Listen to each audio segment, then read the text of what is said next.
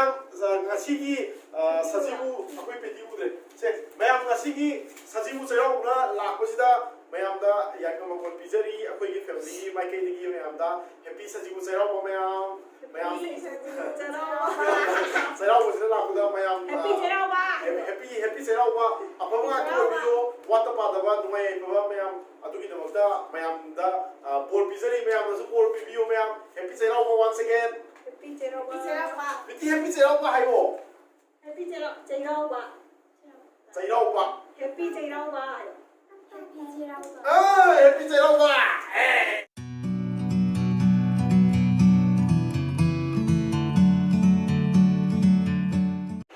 Good morning, ma'am. Ma'am,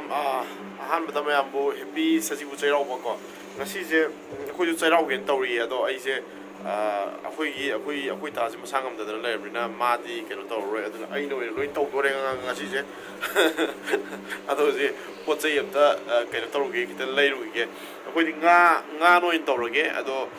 ngarang la kai ke di laurabne akhoi gi chasonoi di ko mana la khar pire boren lai de kat ko ko tawu di la da tawna phaina ado insang na pi kai nga kai do amta leiruge leiba chatlaga halaga mayam thongma thakpa makha samda jarage mayam Sigi akhoi swagi weather se am phajai Cheiraoba nukki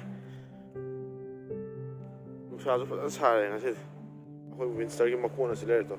winter se asida oin thamma bane se mathakta thamado matu yam kiendana mayam na complain tawbu to ko tungdang dang thadoe ayuk nungkin de mi angang nubi yam leibine na pul thamme ma se leire akhoi wista ai changmane thole cha wista shopping loire se ai Darui poina thau le ba sagai si thau se le raga yum da han me ara se son wa kan ka ti thau se le raga satlaga thong ma hawur ge me yum yo re me hojik sai sang thong na ba khoi moi ge na khadi thong ma hawgal me uti ga irom ba ga taw le me ai nga nung je ai thong na ba taw ge se ko bu bina udre he cha udre ha yam taw ro da na Zagi hi how rodana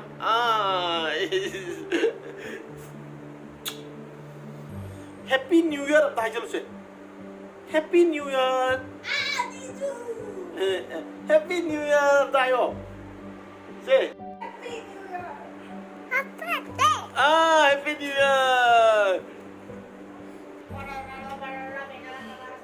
Sai sing thong ma hong no to ke sina ai na sa pa sa ko ni na ga ni ai to le pam han doi Lao này mua thiên cái điều vậy mà này làm cái con nắp tùy nó tàu lên tùy này tàu nó thầu hay với hồ đấy mấy em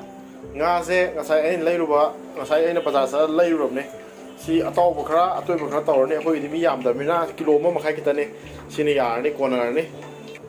coi ta nó xong đó nga thùng của ta hấp nó vào hawaii truck cái xem bao đấy mà giờ mà sao vậy ngầm driven này đó khá phát có gì mà rồi cái mặt tiền bảng nó vậy nè mà nè mặt tiền khá bảng sẽ lấy ai thằng nó tàu của tôi này nè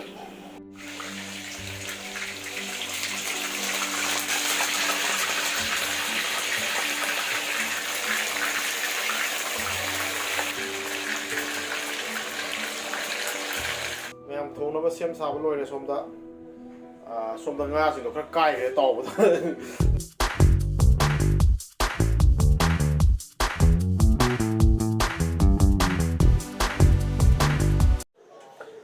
tàu cái gian hồ cái mèo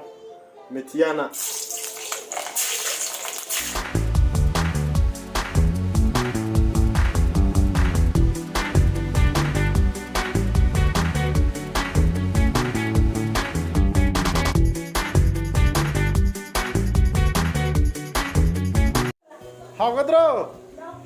hao cái trâu Ricardo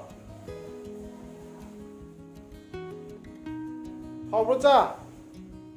Tao bro. How ya? Oh, sao. Cái cô Vin xong đó. Mai the first time mo ni tarbuz dai se ko. Sao. How bro dia? How ya? Ses. How cha how Sao. Nang tumuri ro.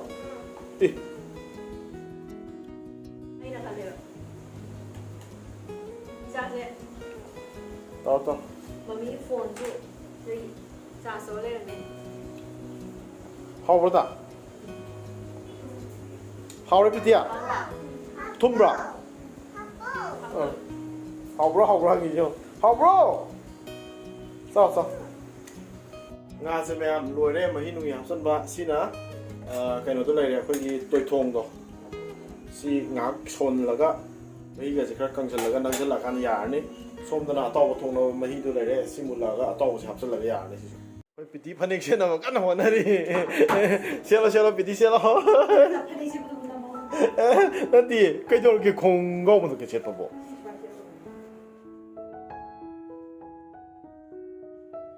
ใส่เร่มองตาเลยว้าคุยปิดดีเนี่ยเสร็จทั้งพันเอกสิที่จักรเบียโอ้เย่เย่เย่เย่เย่เย่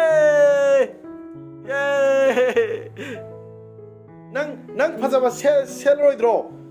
นั่งกี่คุได้ดีใจคุได้ดีหลังดึงกงปิดดียังไงว้ามองตาเร่จิตปิดดีตีมองตาสัตว์ปะไงบรอสัตว์ปะไงบรอมาดูเชลล์กันฮะฮัยยะมองตาเร่ก็ปิดดียังไงสันโดนกันด้วยอย่างเงี้ยอัสโตมองตาเลยว่าคุยปิดจีสิว่าตาเลยอะไรวะไล่กี่กัดนวัชเลยเลยพวกยี่มาเที่ยวเซงาตัวบ้าเต้าบ้าอีโรมบ้าจับพุทอุติยังมันก็ตกเจอเลยตัวก็สมให้ลูกอ้อยน่ะเสียมครั้งก็ฮับเจอเลยไหมครับเมื่อคุณพี่นิสดีเองว้าวตกเลยเลยว้าวตาบุจ้าว้าวตาบ่เฮ้ยเนี่ยว้าวจ้าว้าวไล่จอยตรงสิก็ Happy birthday ตรงเลยเนี่ยวะไล่จอยตรงสิก็จ้าไล่จอยตรงสิก็ตุกะไล่จอยตรงสิก็ไล่จอยตรงสิแม่คุยกันดีมาพุ่มเจอตัวป้าแกน้องเล็กแต่พี่นะคุยใช้ดำมังวนด้วยนั่นต่อวันนี้แม่มังวนได้คุยไล่กี่กันนะว่าแกน้องแต่กี่เสียมสาวลุยเจอคุยสิแต่คุยรำเจอแกแม่คุยผู้ทุกข์เสร็จมันดุปุถุเร่ทำใจได้ไหม新的一个一头再捞嘴动烧先还动要黑的站地站掉黑的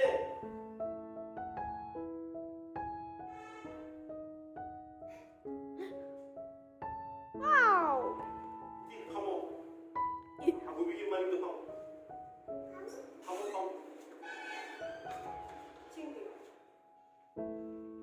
tak nasi yang betul nani sini yang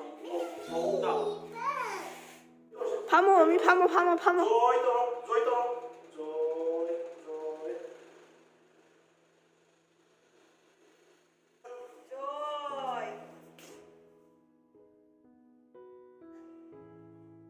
Joy tu lah cah. Joy tu lo. Joy tu lah cah. Joy tu lo. Oh Joy. Trong. Yang muốn ta để ra thế. Trong lo. Ai xua lo. Ai xua lo. Like phải làm bất lùi đấy em. Like cái thằng tốt đấy. Có gì mi cái pali muốn ta đấy. Sao cứ video phải làm mình cái gì? Ôi, cái quá rồi cha cha. Sao quá rồi? Quá đấy à? Ô, sao quá rồi mình cha. Sao quá rồi mình? Pi rồi. Khôi mẹ mi cái yên cái đông cô đó bom thì yên ok kia. Tôi khôi xa nó bắt đầu rồi kia.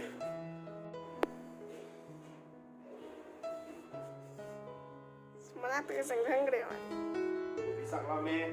Mà này bị rồi cái mẹ mà tôi mai in mới rồi có khôi một xa kia. Nga sẽ tôi mà tôi một thùng mà sẽ sắc tạo thì à Nga tôi một thùng của chúng tôi thắt cái mà tôi sai à nó vậy. How bro cha? How bro? Tao bro.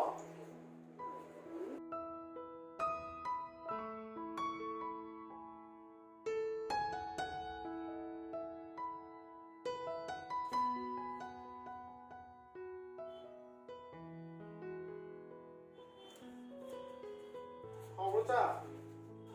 하우브로 하우브로 짜 하우브로 하우브로 이 마텔 맵지 맵 시다 레레 용삭과 알루가 이론바 마네 ꯑꯗꯒꯤ ꯉꯥ ꯑꯇꯣꯏꯕ ꯊꯣꯡꯕ ꯑꯃꯅꯦ ꯑꯗꯒꯤ ꯇꯥꯎꯊꯣꯡ ꯊꯣꯡꯕ ꯑꯃꯅꯦ ꯆꯝꯐꯨꯠ ꯀꯩꯀꯩꯁꯨ ꯌꯥꯎꯕꯅꯦ ꯈꯔ ꯑꯗꯨꯅ ꯑꯩꯈꯣꯏ ꯇꯥꯅ ꯄꯨꯊꯣꯔꯛꯑꯅꯤ ꯑꯣ ꯎꯇꯤ ꯋꯥꯠꯂꯤ ꯃꯌꯥꯝ ꯎꯇꯤ ꯑꯃꯅꯦ ꯑꯗꯨꯒ ꯆꯝꯐꯨꯠ ꯑꯃꯅꯦ ꯎꯇꯤ ꯄꯨꯊꯣꯔꯛꯑꯦ ꯍꯧꯖꯤꯛ ꯆꯝꯐꯨꯠ ꯄꯨꯊꯣꯔꯛꯑꯅꯤ ꯑꯗꯨꯒ ꯑꯩꯈꯣꯏ ꯉꯁꯤꯒꯤ ꯃꯊꯦꯜ ꯂꯣꯏꯔꯦ ꯃꯌꯥꯝ ꯆꯥꯕ ꯍꯧꯖꯔꯒꯦ ꯑꯩꯈꯣꯏꯁꯨ ꯆꯥꯛ ꯂꯥꯝꯃꯦ ꯑꯩꯈꯣꯏ ꯇꯥꯅ ꯆꯥꯛ ꯊꯤꯕ ꯍꯧꯔꯦ ꯃꯌꯥꯝ ꯁꯣꯝꯗꯅ ꯑꯒꯨꯕꯤꯒꯤ ꯆꯥꯛꯅꯦ ꯃꯥꯏ ꯇꯣꯠꯁꯜꯂꯒ ꯆꯥꯎ ꯌꯥꯗ꯭ꯔꯦ ꯑꯩꯅ ꯐꯝꯃ ꯏꯜꯂꯒꯦ ꯍꯧꯔꯦ ꯆꯥꯛ ꯊꯤꯗꯕ ꯍꯧꯔꯦ ꯍꯧꯖꯤꯛ ꯆꯥꯛ ꯂꯥꯝꯃ ꯀꯥꯟꯗ ꯆꯥꯛ ꯊꯤꯕ ꯍꯧꯔꯦ ꯆꯥꯛꯁꯦ ꯍꯦꯟꯅ ꯂꯥꯝꯁꯤꯜꯂꯛꯑꯦ ꯃꯊꯦꯜ ꯃꯌꯥꯝꯁꯦ ꯑꯩꯈꯣꯏ ꯇꯥꯁꯦ ꯃꯁꯥꯗꯤ ꯉꯝꯗꯕꯅꯦ ꯑꯗꯣ ꯃꯥꯅ ꯌꯥꯝ ꯍꯦꯜꯞ ꯇꯧꯕꯤꯔꯦ ꯉꯁꯤ ꯑꯩꯈꯣꯏꯒꯤ ꯄꯦꯇꯤꯅ ꯇꯤꯜꯍꯧ ꯆꯅꯝ ꯁꯦꯝꯕꯤꯔꯝꯃꯦ ꯑꯩꯈꯣꯏ ꯇꯥꯅ ꯏꯟꯁꯥꯡ ꯑꯃ ꯑꯅꯤ ꯊꯣꯡꯕꯤꯔꯝꯃꯦ ꯀꯔ ꯒꯨꯕꯤꯟ ꯇꯧꯔꯤꯁꯦ ꯍꯦ ꯇꯣꯝꯕ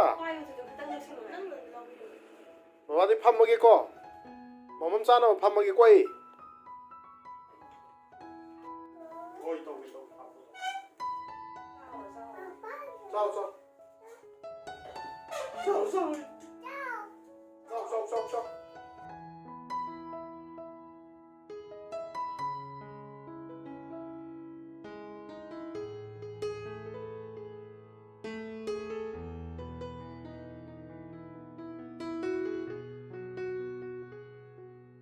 이 하우브로 하우야 파전 하우브로 하 얌 하우야 그이노 너 샤오라 하이두 야얌 하우야 뭐 사고이 피디데 산돈 같은데 포스트 아야 시디 거기 레카도 산돈 같이 티 포스트 또 피디가 거기 다가나 띠띠 아무 징냐 거기 깃깃 남매 매암 다 하우브로 인상세 nga cái hậu bro Ricardo hậu bro hậu ya quay Ricardo thì ngang cái yên thùng bê lê tu cái phụ thân này à sao thằng cái thầu lắm lùi đấy em bung chỉ thi nghe là sẽ thì sao lùi vậy đó à đâu quay chung hàng tăng pot than nào tàu cái em chú Cheiraoba nó biết cái chinh can này nó còn nó Manipur ấy tàu nó quay thì chinh đúng tí can này rồi đó can cái này thì chinh thì quay chinh được đúng này rồi đó có à đâu em ngasi thì tang lùi sân giờ cái em sao bagi wow một tầng ngang ngầm đấy rồi sân giờ cái em bye bye mà thằng cái video ông đông thiên